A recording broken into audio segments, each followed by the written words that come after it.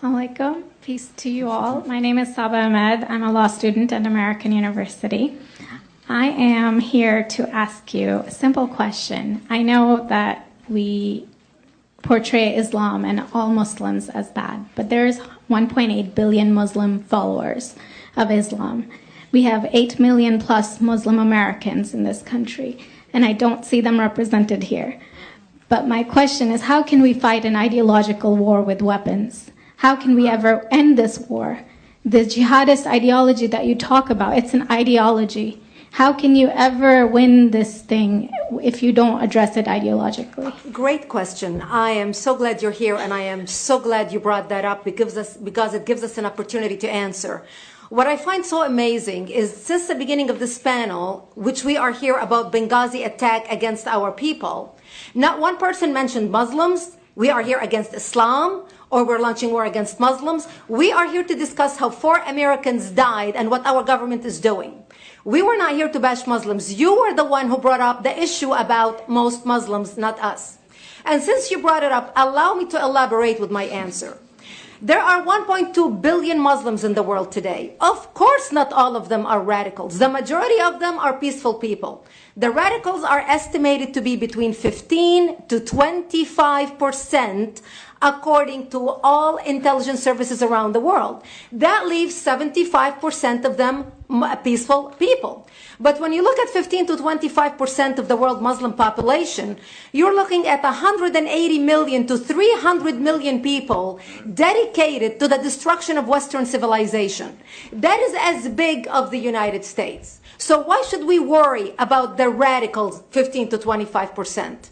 Because it is the radicals that kill. Because it is the radicals that behead and massacre. When you look throughout history, when you look at all the lessons of history, most Germans were peaceful. Yet the Nazis drove the agenda. And as a result, 60 million people died. Almost 14 million in concentration camps. 6 million were Jews. The peaceful majority were irrelevant. When you look at Russia, most Russians were peaceful as well. Yet the Russians were able to kill 20 million people. The peaceful majority were irrelevant. When you look at China, for example, most Chinese were peaceful as well. Yet the Chinese were able to kill 70 million people. The peaceful majority were irrelevant. When you look at Japan prior to World War II, most Japanese were peaceful as well. Yet Japan was able to butcher its way across Southeast Asia, killing 12 million people, mostly killed with bayonets and shovels. The peaceful majority were irrelevant. On September 11th in the United States, we had 2.3 million Arab Muslims living in the United States. It took 19 hijackers, 19 radicals to bring America down to its knees, destroy the World Trade Center, attack the Pentagon, and kill almost 3,000 Americans that day. The peaceful majority were irrelevant. So for all our powers of reasons and us talking about moderate and peaceful Muslims, I'm glad you're here. But where are the others speaking out? And since you are the only Muslim representative,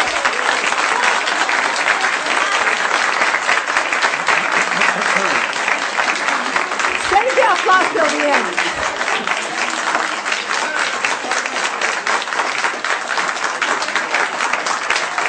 Thank you.